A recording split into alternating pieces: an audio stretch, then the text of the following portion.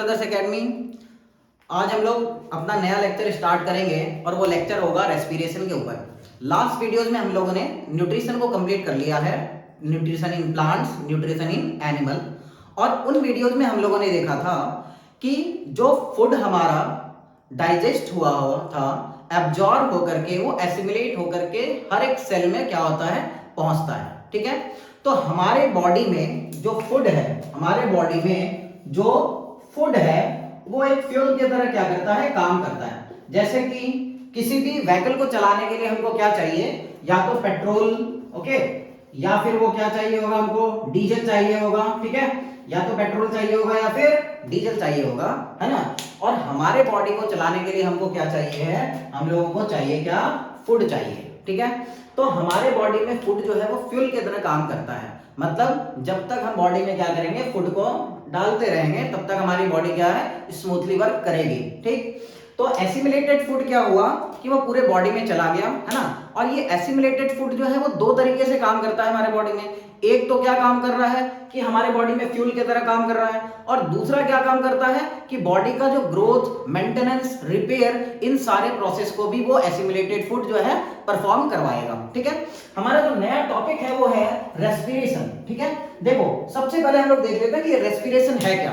देखो रेस्पिरेशन है the process of releasing energy from food is called respiration. क्या है कि the process of releasing energy from food is called respiration. मतलब हमारे बॉडी में जो एनर्जी आ रही है वो कहां से आ रही है, वो आ रही है फूड से। कहां से आ रही है, देखो फूड से आएगी। ठीक है ना, तो रेस्पिरेशन क्या हो गया, the process of releasing energy from food is called respiration. ठीक है ना। अच्छा, कहां से आ रही है, तो फूड से आ रही है। फूड से क्या, सिर्फ फूड खाने से ही आ जाएगी क्या, क्या सिर्फ फूड अगर हम ईट कर लेते हैं तो एनर्जी आ जाएगी क्या, नहीं आएगी, है ना। तो कैसे आएगी भाई, ये देखो जब फूड हमारा, है ना, जब फूड हमारा क्या होगा, वो कंबाइन होगा किसके साथ, ऑक्सीजन के साथ कंबाइन होगा। किसके साथ कंबाइन होगा, ऑक्सीजन के साथ कंबाइन होगा। Most of the cases of respiration में क्या होता है कि फूड जो है वो ऑक्सीजन के साथ कंबाइन होता है ना।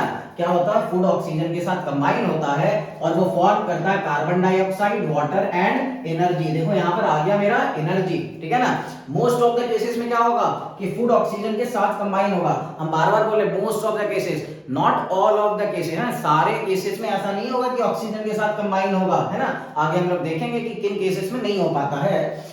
तो फूड जब क्या होगा कि मोस्ट ऑफ द केसेस में ऑक्सीजन के साथ कंबाइन हो रहा है, तो वो कार्बन डाइऑक्साइड का फॉर्मेशन करेगा, वाटर का फॉर्मेशन करेगा और एनर्जी रिलीज करेगा। यही है रेस्पिरेशन, है ना।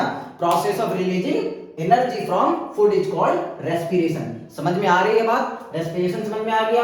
क्या हो रहा है, देखो फूड जब ऑक्सीजन के साथ कंबाइन कर रहा है, कार्बन डाइऑक्साइड, वाटर और एनर्जी बनाएगा, इसी को हम लोग क्या बोलते हैं, इसी को बोलते हैं रेस्पिरेशन। ठीक है, अब देखो कुछ लोगों को कंफ्यूजन एक रहता है, बड़ा वाला कंफ्यूजन है कि ब्रीथिंग और रेस्पिरेशन को एक ही जैसा मान लेते हैं। ब्रीथिंग और रेस्पिरेशन को क्या करते हैं, एक ही जैसा मान लेते हैं। लेकिन ब्रीथिंग और रेस्पिरेशन जो है ना, ये दोनों अलग अलग प्रोसेस हैं, है ना। कैसे अलग अलग प्रोसेस हैं, ये देखो हम लोग थोड़ा सा इसको डिस्कस कर लेते हैं अभी। देखो ब्रीथिंग क्या होगा, ब्रीथिंग क्या है हमारा, वो एक फिजिकल प्रोसेस है। ब्रीथिंग क्या है, एक फिजिकल प्रोसेस है ना।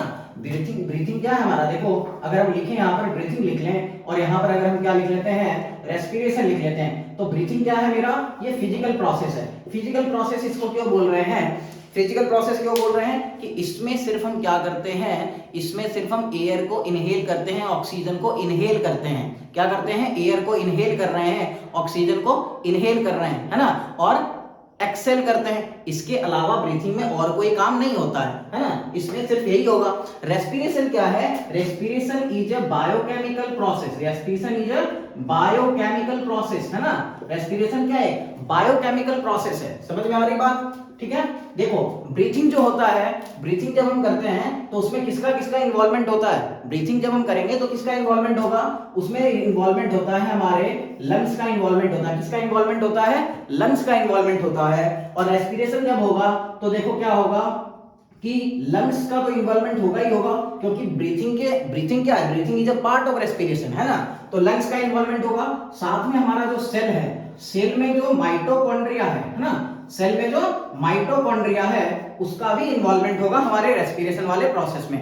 समझ में आ रही बात। तो देखो ब्रीथिंग और रेस्पिरेशन दोनों क्या है, ये डिफरेंट प्रोसेस है। तो ब्रीथिंग क्या हो गया, ये फिजिकल प्रोसेस है और ये बायोकेमिकल प्रोसेस है। इसमें ब्रीथिंग में सिर्फ लंग्स का इन्वॉल्वमेंट है, यहाँ पर लंग्स के साथ साथ किसका इन्वॉल्वमेंट हो गया, देखो माइटोकॉन्ड्रिया जो हमारे सेल का एक पार्ट है उसका भी इन्वॉल्वमेंट हो जाएगा, है ना। तो ब्रीथिंग और रेस्पिरेशन को आप थोड़ा अलग करके देखेंगे, है ना, दोनों को एक ही नहीं मार लेना आपको, ठीक। तो रेस्पिरेशन क्या है, रेस्पिरेशन समझ में आ गया, एक बायोकेमिकल प्रोसेस है ना। अच्छा एक और चीज बड़ी खासियत कि जब ब्रीथिंग करते हैं तो नो एनर्जी, है ना, कोई एनर्जी रिलीज नहीं होती है, कोई एनर्जी रिलीज होगी क्या, सिर्फ इनहेलेशन और एक्सहेलेशन होगा, मतलब एयर इंटर करेगी और एयर जो है वो आउट होगी हमारी बॉडी से। लेकिन यहाँ रेस्पिरेशन जब होगा तो क्या होगा कि एनर्जी जो है वो रिलीज होती है। जब भी रेस्पिरेशन होगा तो क्या होगा, एनर्जी रिलीज होगी, है ना, फूड हमारा ऑक्सीजन के साथ कंबाइन होगा तो एनर्जी रिलीज होगी, ठीक है। तो ब्रीथिंग और रेस्पिरेशन आपको समझ में आ गया होगा। अब हमारा जो नेक्स्ट एक टॉपिक हम लिख रखे हैं, देखो ये कि how energy release during respiration is stored, है ना, how energy release during respiration is stored. देखो एनर्जी जो हमारे बॉडी में बनती है, ऐसा नहीं है कि जितना फूड हमने कंज्यूम किया, जितनी एनर्जी बनी वो सारी की सारी अभी आज बनी और आज ही आज हमने क्या कर लिया, उसको यूज कर लिया, ऐसा नहीं होता। हमारे बॉडी में क्या होता है कि एनर्जी जो है वो स्टोर्ड रहती है, हमारे बॉडी में क्या होता है, एनर्जी स्टोर्ड रहती है ना, कुछ टाइम के लिए स्टोर्ड रहती है और फिर बॉडी को जिस जिस तरीके से क्या होगा नीड होगी, बॉडी उस एनर्जी को क्या कर लेती है, यूज करती रहेगी, ठीक है। तो हमारे बॉडी में जो एनर्जी स्टोर्ड रहती है वो रहती है किस फॉर्म में, वो रहती है एटीपी के फॉर्म में, है ना, किस फॉर्म में रहती है, एटीपी के फॉर्म में रहती है। और इस एटीपी को हम क्या बोलते हैं, ये हमारे बॉडी का एनर्जी करेंसी है, ये हमारे बॉडी का क्या है भाई, ये हमारी बॉडी की एनर्जी करेंसी है ना। जैसे आपके पास करेंसी रहती है ना, नोट रहते हैं ना कि 10 के 5 के 50 के नोट है आपके पास, उसी तरह हमारे बॉडी में जो है ना एनर्जी का करेंसी है एटीपी, ठीक है। हमारे बॉडी में इसी फॉर्म में क्या होगा, एनर्जी स्टोर्ड रहेगी, ओके। चलिए अब देखो, तो ये एनर्जी जो है, ये एनर्जी जो रिलीज हो रही है रेस्पिरेशन के टाइम पर, ये किस तरीके से यूज होगी, है ना, किस तरीके से हम इसको स्टोर करेंगे ये देखना है। देखो हमारे बॉडी में क्या है कि 3 टाइप के जो है ना फॉस्फेट मटेरियल्स हैं। देखो एक है एडीपी, ठीक है, एक क्या है, एडीपी है, एक है एडीपी, एक है देखो यहाँ पर एटीपी और एक है फॉस्फेट, ठीक है, एक है एडीपी, एक है एटीपी और एक है फॉस्फेट। एडीपी क्या हो गया, देखो एडीपी जो है हमारा ये है एडिनोसाइन, है ना, adenosine diphosphate, adenosine diphosphate. ADP क्या होता है, एडिनोसाइन डाइफॉस्फेट, ठीक है। एटीपी क्या होता है, ये होता है adenosine, okay, adenosine triphosphate, triphosphate, ठीक है। और वो नेक्स्ट वाला जो है हमारा थर्ड वाला, वो तो सिंपल फॉस्फेट है ही, ठीक है ना, वो भी क्या है, सिंपल फॉस्फेट है। देखो ये एडीपी कहां रहेगा, तो ये सेल में ही रहेगा। अच्छा एटीपी कहां रहेगा, ये भी सेल में रहेगा। और ये फॉस्फेट कहां रहेगा, तो ये भी सेल में ही रहता है, ठीक है। तीनों के तीनों रहेंगे कहां पर, तो रहेंगे तो सेल में। ये तीन जो है ये फॉस्फेट मटेरियल्स हैं। अब देखो क्या होता है, जब क्या होगा कि एडीपी, है ना, एडीपी फॉस्फेट के साथ मिलेगा, एडीपी जब फॉस्फेट के साथ मिलेगा, एडीपी क्या है, ये एडीपी क्या है, ये एडिनोसाइन डाइफॉस्फेट है, डाई का मतलब क्या है कि 2, है ना, और एक ये फॉस्फेट जब मिलेगा और एनर्जी मिलेगी तो एटीपी की फॉर्म में, है ना, मतलब 3 फॉस्फेट की फॉर्म में क्या होगा, एनर्जी हमारे बॉडी में स्टोर्ड हो जाएगी।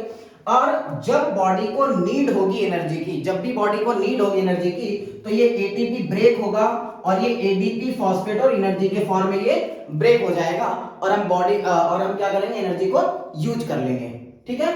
चलिए कोई दिक्कत, ये हो गया हमारा कि कैसे एनर्जी जो है वो हम लोग ड्यूरिंग रेस्पिरेशन स्टोर करते हैं और कैसे उसका फिर यूज कर पाते हैं, ठीक है।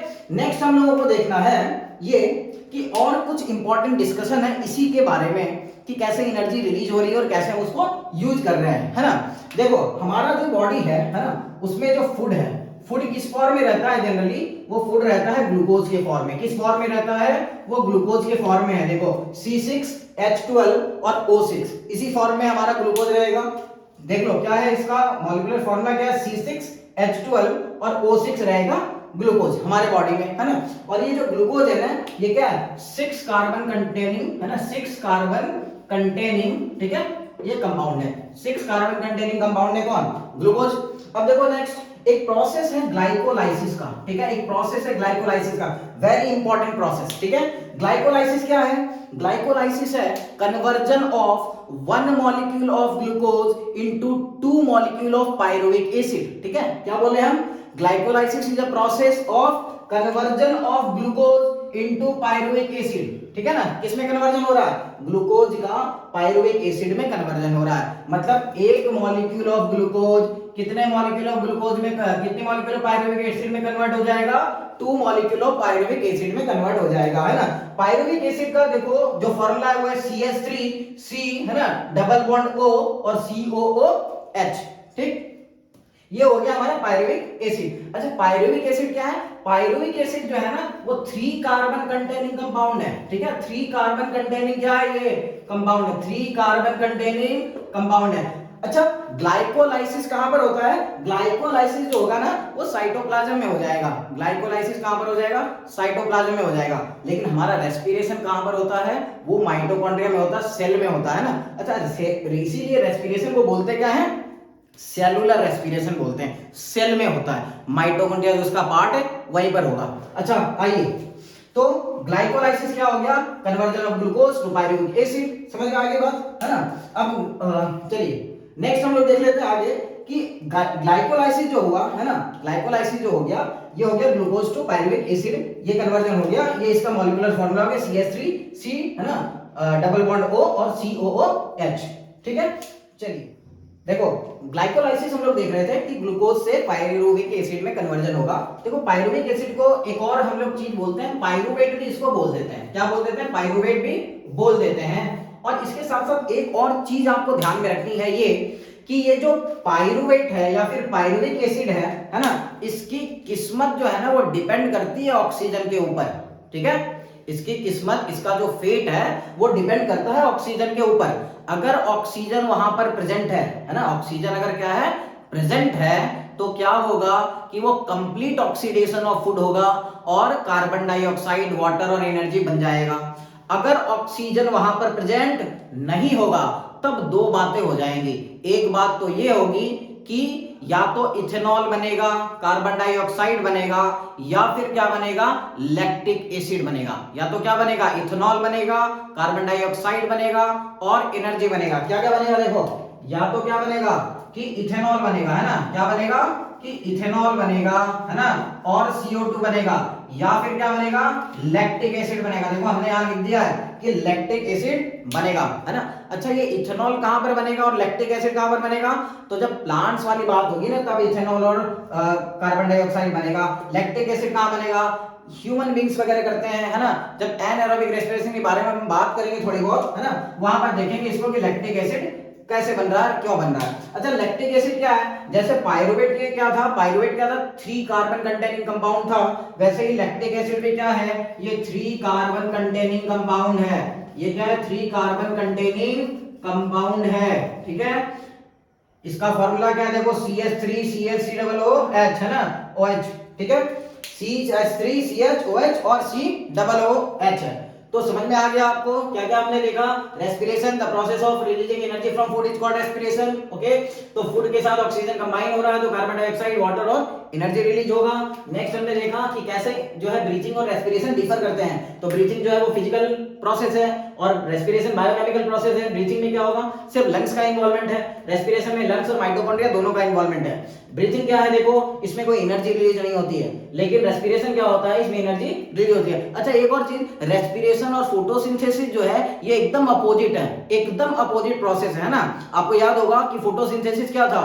फोटोसिंथेसिस क्या था कि वहां पर वाटर और कार्बन डाइऑक्साइड कंबाइन होते थे और ग्लूकोज का फॉर्मेशन करते थे। यहां पर क्या हो रहा है? देखो, और ऑक्सीजन बनाते थे। यहां पर रेस्पिरेशन में क्या हो रहा है कि ऑक्सीजन और फूड कंबाइन हो रहा है और कार्बन डाइऑक्साइड, वाटर और एनर्जी बना रहा है ना। जस्ट अपोजिट प्रोसेस है फोटोसिंथेसिस एंड रेस्पिरेशन। नेक्स्ट हमने देखा कि how energy release during respiration is stored. तो वो एटीपी के फॉर्म में, है ना, एनर्जी करेंसी के फॉर्म में स्टोर हो जाता है, ओके। चलिए नेक्स्ट हम लोग देखेंगे प्लांट्स रेस्पिरेशन।